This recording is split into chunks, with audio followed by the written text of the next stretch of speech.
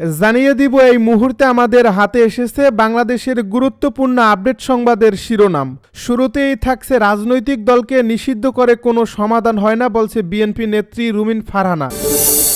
আরও জানাবো খালেদা জিয়ার অসুস্থতায় শুধু বিএনপি নয় সারা দেশের মানুষ উদ্বিগ্ন। এদিকে দলের নির্ধারিত ব্যক্তি ছাড়া কারোর কথায় কান দেবেন না বলছে বিএনপি নেতা ডাক্তার জাহেদ। আরও জানাবো বিএনপি এনসিপির মধ্যে ঐক্য প্রয়োজন, নাসির উদ্দিন পাটোয়ারি। সব শেষে জানিয়ে দিব দেশে তারেক রহমানের নিরাপত্তা নিয়ে কোনো শঙ্কা নেই, জানালো স্বরাষ্ট্র উপদেষ্টা। এতক্ষণ শুনছিলেন হাতে থাকা আপডেট সংবাদের শিরোনাম, এবারে বিস্তারিত। তবে তার আগে অনুরোধ রইল ভিডিওটিতে একটি লাইক এবং কমেন্ট করে জানিয়ে দিন ভিডিও সম্পর্কে আপনার মূল্যবান মতামত। আরও জানিয়ে দিন ভিডিওটি কোথা থেকে দেখছেন বা কোন জেলা থেকে দেখছেন। রাজনৈতিক দলকে নিষিদ্ধ করে কোনো সমাধান হয় না বলছে বিএনপি নেত্রী রুমিন ফারহানা। রাজনৈতিক দলকে নিষিদ্ধ করা কোনো কার্যকর সমাধান নয় বলে মন্তব্য করেছেন বিএনপির সহ আন্তর্জাতিক বিষয়ক সম্পাদক রুমিন ফারহানা। তিনি বলেন, রাজনৈতিক দলকে কাগজে কলমে নিষিদ্ধ করে কোনো লাভ হবে না এবং এটিতে কোনো সমাধান হয় না। সম্প্রতি এক বেসরকারি টেলিভিশনের টকশোতে এসব কথা বলেন তিনি বলেন, পলিটিক্যাল পার্টিকে কাগজে কলমে নিষিদ্ধ করে কোনো লাভ হবে না। জামায়াতকে শেখ হাসিনা লাস্ট মোমেন্টে নিষিদ্ধ করেছিল। এর আগেও জামায়াত শিবিরের নিবন্ধন বাতিল করেছিল। সকলভাবে চেষ্টা করা হয়েছে দলটিকে কোণ ঠাসা করে একেবারে শেষ করে দেওয়ার, কিন্তু সেটি পারেনি। নিষিদ্ধ করে আসলে কোনো সমাধান হয় না। মুসলিম লীগের উদাহরণ তুলে রুমিন ফারহানা বলেন, মুসলিম লীগ বাংলাদেশের এখনও রাজনীতি করে। এই দলের কর্মী আছেন কতজন, নেতা সমর্থক কতজন, ভোটার কতজন, এটা কেউ ম্যাগনিফাইং গ্লাস দিয়েও খুঁজে বের করতে পারবে না। তিনি বলেন, যে দলটি গত বছর জুলাই আগস্টে নিষিদ্ধ হয়েছে বা যে দলটির কার্যক্রম গত 15 বছর ধরে নিষিদ্ধ ছিল, তারা কিন্তু প্রবল প্রতাপে রাজনীতির মাঠে কাজ করে বেড়াচ্ছে। কাগজে কলমে নিষিদ্ধ করে কোনো লাভ হবে না যদি না মানুষের মন থেকে তাদের সরানো যায়। রুমিন ফারহানা বলেন, একটি নতুন জোটের কথা শোনা যাচ্ছে যেখানে 16টি রাজনৈতিক দল আছে। এই জোটের মধ্যে দিয়ে আওয়ামী লীগের যারা সরাসরি কোনো বড় পদে ছিলেন না, যারা মন্ত্রী এমপি হননি, যাদের উপর 24-এর গণ অভ্যুত্থানের দায় নেই, কিন্তু তারা আওয়ামী লীগের ব্যাপারে সফট কর্নার ধারণ করে, এরকম মানুষ এই জোটের মাধ্যমে আসতে পারে। বিএনপির এই নেত্রী বলেন, নির্বাচন বানচাল করার ব্যাপারে আওয়ামী লীগের একটি পরিকল্পনা আছে, এটা আমি বলছি না। এটা স্বয়ং শেখ হাসিনার ছেলে সজীব ওয়াজেদ জয় যে ইন্টারভিউ দিয়েছেন সেখানে তিনি পরিষ্কার বলছেন, এই নির্বাচনকে আমরা বানচাল করতে চাই যদি সেটা আওয়ামী লীগকে ছাড়া হয়। তিনি আরও বলেন, কিছুদিন আগে একটি জরিপের উপর ডেভিড বার্গম্যানের একটা লেখা ছাপা হয়েছে। 2500 জনের মতো তরুণীর উপরে এই জরিপটি করা হয়েছে, যাদের বয়স 18 থেকে 35-এর মধ্যে। সারা বাংলাদেশে এই জরিপটি হয়েছে। সেখানে বলা হয়েছে তরুণদের মধ্যে 20% বিএনপিকে ভোট দেবে, 17% জামায়াতকে আর 9 বা 10% আওয়ামী লীগকে ভোট দেবে। আর কোনো দলের প্রতি সমর্থন অনিশ্চিত, এমন ভোটার সংখ্যা সবচেয়ে বেশি। খালেদা জিয়ার অসুস্থতায় শুধু বিএনপি নয় সারা দেশের মানুষ উদ্বিগ্ন।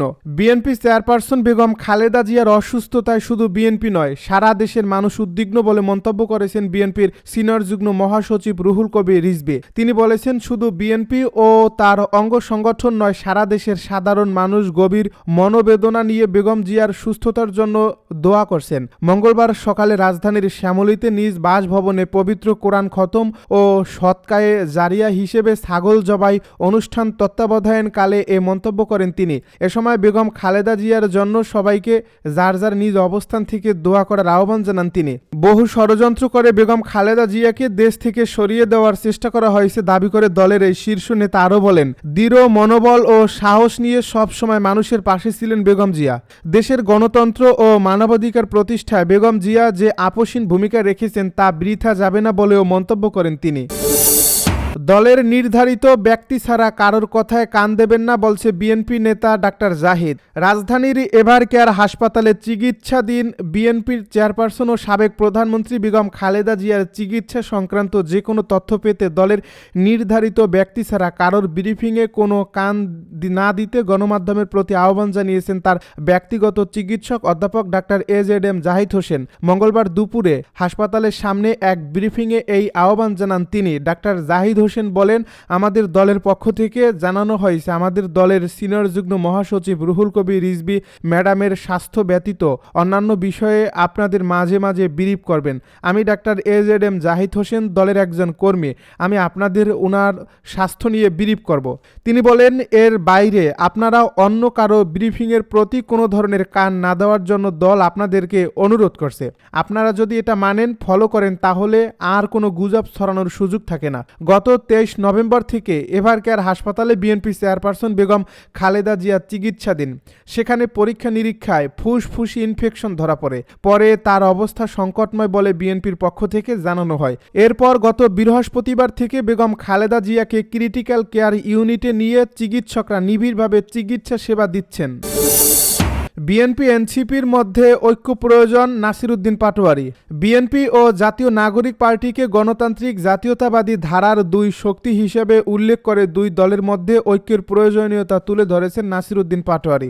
মঙ্গলবার ফেসবুকে দেওয়া এক পোস্টে এনসিপির মুখ্য সমন্বয়ক ঐক্যের জন্য কিছু শর্ত তুলে ধরেছেন। তিনি লেখেন, বাংলাদেশের রাজনৈতিক সংকটকে আমরা বহুদিন ধরে ব্যক্তি ও দলের সংকট হিসেবে দেখার ভুল করছি। এই সংকট বেগম জিয়া বা তারেক জিয়ার নয়, এটি এক গভীরতর রাষ্ট্রগত সংকট যা ব্যক্তি নির্ভর ব্যাখ্যার ঊর্ধ্বে। পরিবারতন্ত্রের যে দুর্বলতা দীর্ঘদিন বিএনপিকে জর্জরিত করেছে, সেই জায়গায় সংস্কারের পথ আমরা ইতিমধ্যে স্পষ্ট করেছি, যার ফলে বিএনপি যখন জনগণের কাছে তার ঐতিহাসিক আবেদন হারিয়েছে, তখন তারা অবলম্বন খুঁজছে প্রতিষ্ঠানের ছায়ায়। তবুও আশা করে নতুন প্রজন্ম যদি সত্যিই জেগে ওঠে, তারা পরিবারতন্ত্রের গণ্ডি ভেঙে আবারও জনপদের রাজনীতিতে ফিরতে পারে। ভারতের কংগ্রেসও আজ একই পথে হাঁটছে, পরিবারতন্ত্রের শিকল ভেঙে পুনর্গঠিত হওয়ার পথ। তিনি লিখেন, বাংলাদেশের প্রকৃত সংকট কোনো দল নয়, দুই ধারার আধিপত্যবাদ, মুজিববাদ ও মওদুদিবাদ। গত 5 দশক ধরে ভারত পাকিস্তানের রাজনৈতিক প্রক্সি যুদ্ধের এক দীর্ঘ ক্ষেত্র ছিল বাংলাদেশ, যার নিয়ন্ত্রণে ছিল কখনো মুজিববাদ, কখনো মওদুদিবাদ। এই দ্বৈত আধিপত্যের ফলে আমাদের রাষ্ট্র, সংস্কৃতি, অর্থনীতি ও প্রশাসনিক কাঠামো ক্রমেই ভেঙে পড়ছে। নাসির উদ্দিন লেখেন, 2024-এর গণ অভ্যুত্থানের পর আমাদের লক্ষ্য ছিল এই প্রক্সি রাজনীতির দাসত্ব থেকে বের হয়ে সাম্য, মর্যাদা ও ন্যায় বিচারের ভিত্তিতে নতুন রাষ্ট্রীয় কাঠামো নির্মাণ। দেশে তারেক রহমানের নিরাপত্তা নিয়ে কোনো শঙ্কা নেই জানালো স্বরাষ্ট্র উপদেষ্টা। দেশে বিএনপির ভারপ্রাপ্ত চেয়ারম্যান তারেক রহমানের নিরাপত্তা নিয়ে শঙ্কার কোনো কারণ নেই বলে জানিয়েছেন স্বরাষ্ট্র উপদেষ্টা লেফটেন্যান্ট জেনারেল মোহাম্মদ জাহাঙ্গীর আলম। মঙ্গলবার সচিবালয়ে আইনশৃঙ্খলা সংক্রান্ত কোর কমিটির সভা শেষে ব্রিফিংয়ে তারেক রহমানের নিরাপত্তার জন্য স্বরাষ্ট্র মন্ত্রণালয় কী ব্যবস্থা নিয়েছে কিংবা কোনো শঙ্কা আছে কিনা এমন প্রশ্নের জবাবে তিনি এ কথা জানান। স্বরাষ্ট্র উপদেষ্টা বলেন, বিশেষ প্রয়োজন অনুযায়ী সবার জন্যই নিরাপত্তা দেওয়ার প্রস্তুতি রয়েছে মন্ত্রণালয়ের। বাংলাদেশে কারো নিরাপত্তা শঙ্কা নেই।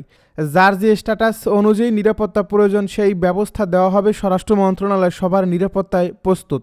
বিডিআর হত্যাকাণ্ড তদন্ত রিপোর্ট প্রসঙ্গে উপদেষ্টা বলেন, এটি একটি বৃহৎ ও গুরুত্বপূর্ণ রিপোর্ট। অনেক গুরুত্বপূর্ণ সুপারিশ রয়েছে এতে, যা বাস্তবায়নে সরকার উদ্যোগ নেবে। আসন্ন নির্বাচনকে কেন্দ্র করে ঝুঁকিপূর্ণ কেন্দ্রগুলোর তালিকা চূড়ান্ত করা হয়েছে বলেও জানান তিনি। প্রয়োজন অনুযায়ী বডি ক্যামেরা কেনা হবে এবং নির্বাচনকালীন সীমান্ত দিয়ে অনুপ্রবেশ ঠেকাতে কড়া নজরদারি করা হবে। ফোনে আড়িপাতা প্রসঙ্গে তিনি বলেন, যে সংস্থা অথরাইজড শুধু তারাই আড়ি পাততে পারবে, অনুমোদন ছাড়া অন্য কেউ তা করতে পারবে না। এসপি পদায়ন নিয়ে কোনো অভিযোগ পাওয়া যায়নি বলেও মন্তব্য করেন তিনি।